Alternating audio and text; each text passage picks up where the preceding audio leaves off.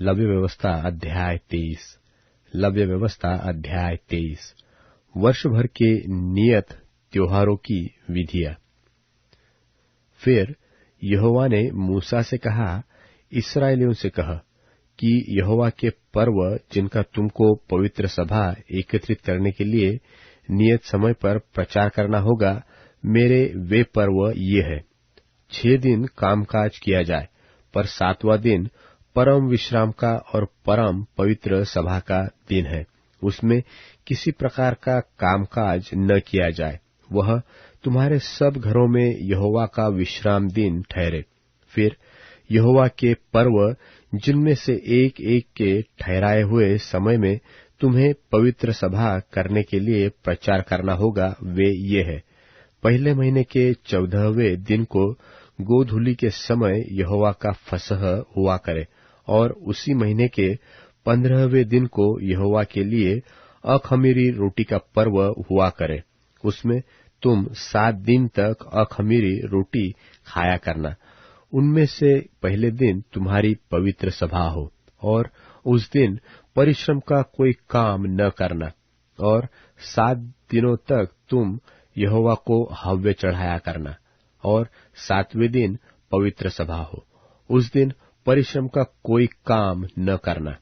फिर यहोवा ने मूसा से कहा, इस्राएलियों से कह कि जब तुम उस देश में प्रवेश करो जिसे यहोवा तुम्हें देता है, और उसमें के खेत काटो, तब अपने अपने पके खेत की पहली उपज का पूला याजक के पास ले आया करना, और वह उस पूले को यहोवा के सामने हिलाए कि वह तुम्हारे निमित्त ग्रहण किया जाए।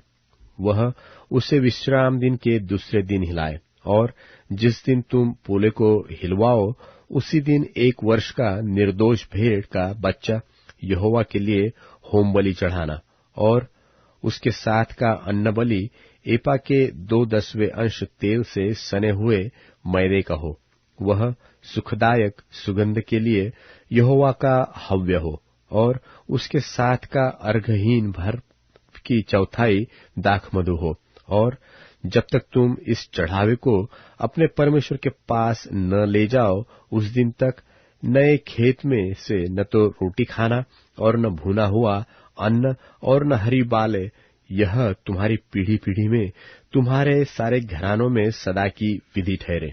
फिर उस विश्राम दिन के दूसरे दिन से, अर्थात जिस दिन तुम हिलाई जाने वाली भेंट के पूले को लाओगे, उस दिन से पूरे 7 विश्राम दिन गिन लेना। 7वें विश्राम दिन के दूसरे दिन तक 50 दिन गिनना, और 50वें दिन यहोवा के लिए नया अन्न बलि चढ़ाना। तुम अपने घरों में से एपा के 2/10 अंश मैदे की 2 रोटियां हिलाने की भेंट के लिए ले आना। वे खमीर के साथ पकाई जाए, और यहोवा के लिए पहली उपज ठहरे। और उस रोटी के संग 1 वर्ष के 7 निर्दोष भेड़ के बच्चे, और 1 बछड़ा, और 2 मेढ़े चढ़ाना। वे अपने अपने साथ के अन्न बलि और अर्घ समेत यहोवा के लिए होम बलि के समान चढ़ाए जाए, अर्थात वे यहोवा के लिए सुखदायक सुगंध देने वाला हव्य ठहरे। फिर पाप बलि के लिए 1 बकरा, और मेल बलि के लिए 1 वर्ष के 2 भेड़ के बच्चे चढ़ाना। तब याजक उनको पहली उपज की रोटी समेत यहोवा के सामने हिलाने की भेंट के लिए हिलाए, और इन रोटियों के संग वे 2 भेड़ के बच्चे भी हिलाए जाए। वे यहोवा के लिए पवित्र और याजक का भाग ठहरे। और तुम उसी दिन यह प्रचार करना कि आज हमारी एक पवित्र सभा होगी, और परिश्रम का कोई काम न करना। यह तुम्हारे सारे घरानों में तुम्हारी पीढ़ी पीढ़ी में सदा की विधि ठहरे। जब तुम अपने देश में के खेत काटो, तब अपने खेत के कोनों को पूरी रीति से न काटना, और खेत में गिरी हुई बालों को न इकट्ठा करना। उसे दीनहीन और परदेशी के लिए छोड़ देना। मैं तुम्हारा परमेश्वर यहोवा हूँ। फिर यहोवा ने मूसा से कहा, इस्राएलियों से कह कि 7वें महीने के पहले दिन को तुम्हारे लिए परम विश्राम हो। उसमें स्मरण दिलाने के लिए नरसिंगे फूके जाए और एक पवित्र सभा इकट्ठी हो। उस दिन तुम परिश्रम का कोई काम न करना और यहोवा के लिए एक हव्य चढ़ाना। फिर यहोवा ने मूसा से कहा, उसी 7वें महीने का 10वां दिन प्रायश्चित का दिन माना जाए। वह तुम्हारी पवित्र सभा का दिन होगा और उसमें तुम अपने अपने जीव को दुख देना और यहोवा का हव्य चढ़ाना। उस दिन तुम किसी प्रकार का कामकाज न करना, क्योंकि वह प्रायश्चित का दिन नियुक्त किया गया है, जिसमें तुम्हारे परमेश्वर यहोवा के सामने तुम्हारे लिए प्रायश्चित किया जाएगा। इसलिए जो प्राणी उस दिन दुख न सहे वह अपने लोगों में से नाश किया जाएगा, और जो प्राणी उस दिन किसी प्रकार का कामकाज करे उस प्राणी को मैं उसके लोगों के बीच में से नाश कर डालूंगा। तुम किसी प्रकार का कामकाज न करना। यह तुम्हारी पीढ़ी पीढ़ी में तुम्हारे घरानों में सदा की विधि ठहरे। वह दिन तुम्हारे लिए परम विश्राम का हो। उसमें तुम अपने अपने जीव को दुख देना और उस महीने के 90वें दिन की सांझ से लेकर दूसरी सांझ तक अपना विश्राम दिन माना करना।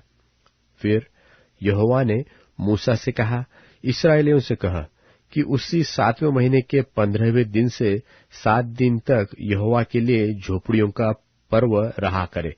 पहले दिन पवित्र सभा हो, उसमें परिश्रम का कोई काम न करना। 7 दिन यहोवा के लिए हव्य चढ़ाया करना। फिर 8वें दिन तुम्हारी पवित्र सभा हो और यहोवा के लिए हव्य चढ़ाना। वह महासभा का दिन है और उसमें परिश्रम का कोई काम न करना। यहोवा के नियत पर्व यही है। इनमें तुम यहोवा को हव्य चढ़ाना, अर्थात होम बलि, अन्न बलि, मेल बलि और अर्घ प्रत्येक अपने अपने नियत समय पर चढ़ाया जाए, और पवित्र सभा का प्रचार करना। इन सभा में अधिक यहोवा के विश्राम दिनों को मानना और अपनी भेंटों और सब मन्नतों और स्वेच्छा बलियों को जो यहोवा को अर्पण करोगे चढ़ाया करना। फिर 7वें महीने के 15वें दिन को जब तुम देश की उपज को इकट्ठा कर चुको, तब 7 दिन तक यहोवा का पर्व मानना। पहले दिन परम विश्राम हो और 8वें दिन परम विश्राम हो। और पहले दिन तुम अच्छे अच्छे वृक्षों की उपज और खजूर के पत्ते और घने वृक्षों की डालियां और नालों में के मजनू को लेकर अपने परमेश्वर यहोवा के सामने 7 दिन तक आनंद करना। और प्रतिवर्ष 7 दिन तक यहोवा के लिए यह पर्व माना करना। यह तुम्हारी पीढ़ी पीढ़ी में सदा की विधि ठहरे कि 7वें महीने में यह पर्व माना जाए। 7 दिन तक तुम झोपड़ियों में रहा करना, अर्थात जितने जन्म के इस्राएली हैं वे सब के सब झोपड़ियों में रहे, इसलिए कि तुम्हारी पीढ़ी पीढ़ी के लोग जान रखें कि जब यहोवा हम इस्राएलियों को मिस्र देश से निकाल कर ला रहा था, तब उसने उनको झोपड़ियों में टिकाया था। मैं तुम्हारा परमेश्वर यहोवा हूँ। और मूसा ने इस्राएलियों को यहोवा के पर्व के नियत समय कह सुनाए। प्रेरितों के कामों का वर्णन, 3 अध्याय। पतरस और यूहन्ना तीसरे पहर प्रार्थना के समय मंदिर में जा रहे थे, और लोग एक जन्म के लंगड़े को ला रहे थे, जिसको वे प्रतिदिन मंदिर के उस द्वार पर, जो सुंदर कहलाता है, बैठा देते थे कि वह मंदिर में जाने वालों से भीख मांगे। जब उसने पतरस और यूहन्ना को मंदिर में जाते देखा तो उनसे भीख मांगी। पतरस ने यूहन्ना के साथ उसकी ओर ध्यान से देखकर कहा, हमारी ओर देख। सो वह उनसे कुछ पाने की आशा रखते हुए उनकी ओर ताकने लगा। तब पतरस ने कहा, चांदी और सोना तो मेरे पास है नहीं, परंतु जो मेरे पास है वह तुझे देता हूँ। यीशु मसीह नासरी के नाम से चल फिर। और उसने उसका दाहिना हाथ पकड़ के उसे उठाया, और तुरंत उसके पांवों और टखनों में बल आ गया, और वह उछल कर खड़ा हो गया और चलने फिरने लगा, और चलता और कूदता और परमेश्वर की स्तुति करता हुआ उनके साथ मंदिर में गया। सब लोगों ने उसे चलते फिरते और परमेश्वर की स्तुति करते देखकर उसको पहचान लिया कि यह वही है जो मंदिर के सुंदर फाटक पर बैठकर भीख मांगा करता था। और उस घटना से जो उसके साथ हुई थी वे बहुत अचंभित और चकित हुए। जब वह पतरस और यूहन्ना को पकड़े हुए था तो सब लोग बहुत अचंभा करते हुए उस ओसारे में जो सुलेमान का कहलाता है उनके पास दौड़ आए। यह देखकर पतरस ने लोगों से कहा, हे इस्राएलियों, तुम इस मनुष्य पर क्यों अचंभा करते हो और हमारी ओर क्यों इस प्रकार देख रहे हो कि मानो हम ही ने अपनी सामर्थ या भक्ति से इसे चलता फिरता कर दिया। इब्राहिम और इसहाक और याकूब के परमेश्वर, हमारे बाप दादों के परमेश्वर ने अपने सेवक यीशु की महिमा की, जिसे तुमने पकड़वा दिया, और जब पिलातुस ने उसे छोड़ देने का विचार किया तब तुमने उसके सामने उसका इनकार किया। तुमने उस पवित्र और धर्मी का इनकार किया और विनती की कि एक हत्यारे को तुम्हारे लिए छोड़ दिया जाए, और तुमने जीवन के कर्ता को मार डाला, जिसे परमेश्वर ने मरे हुओं में से जिलाया, और इस बात के हम गवाह हैं। और उसी के नाम ने उस विश्वास के द्वारा जो उसके नाम पर है, इस मनुष्य को जिसे तुम देखते हो और जानते भी हो, सामर्थ दी है, और निश्चय उसी विश्वास ने जो उसके द्वारा है, इसको तुम सबके सामने बिल्कुल भला चंगा कर दिया है। और अब हे भाइयों, मैं जानता हूं कि यह काम तुमने अज्ञानता से किया, और वैसा ही तुम्हारे सरदारों ने भी किया, परंतु जिन बातों को परमेश्वर ने सब भविष्यद्वक्ताओं के मुख से पहले ही बताया था कि उसका मसीह दुख उठाएगा, उन्हें उसने इस रीति से पूरी किया। इसलिए मन फिराओ और लौट आओ कि तुम्हारे पाप मिटाए जाएं, जिससे प्रभु के सन्मुख से विश्रांति के दिन आए। और वह उस मसीह यीशु को भेजे जो तुम्हारे लिए पहले ही से ठहराया गया है। अवश्य है कि वह स्वर्ग में उस समय तक रहे जब तक कि वह सब बातों का सुधार न कर ले, जिसकी चर्चा परमेश्वर ने अपने पवित्र भविष्यद्वक्ताओं के मुख से की है, जो जगत की उत्पत्ति से होते आए हैं। जैसा कि मूसा ने कहा, प्रभु परमेश्वर तुम्हारे भाइयों में से तुम्हारे लिए मुझ सा एक भविष्यद्वक्ता उठाएगा, जो कुछ वह तुमसे कहे उसकी सुनना। परंतु प्रत्येक मनुष्य जो उस भविष्यद्वक्ता की न सुने, लोगों में से नाश किया जाएगा। और सामुएल से लेकर उसके बाद वालों तक जितने भविष्यद्वक्ताओं ने बात कही, उन सब ने इन दिनों का संदेश दिया है। तुम भविष्यद्वक्ताओं की संतान और उस वाचा के भागी हो जो परमेश्वर ने तुम्हारे बाप दादों से बांधी, जब उसने इब्राहिम से कहा कि तेरे वंश के द्वारा पृथ्वी के सारे घराने आशीष पाएंगे। परमेश्वर ने अपने सेवक को उठाकर पहले तुम्हारे पास भेजा कि तुम में से हर एक को उसकी बुराइयों से फेर कर आशीष दे। यहेजकेल भविष्यवक्ता की पुस्तक अध्याय 45। यहेजकेल भविष्यवक्ता की पुस्तक अध्याय 45।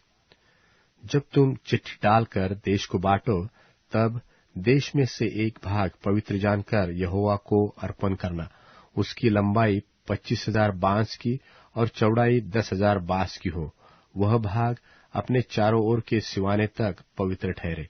उसमें से पवित्र स्थान के लिए 500 बांस लंबी और 500 बांस चौड़ी चौकोनी भूमि हो, और उसकी चारों ओर 50-50 हाथ चौड़ी भूमि छूटी पड़ी रहे।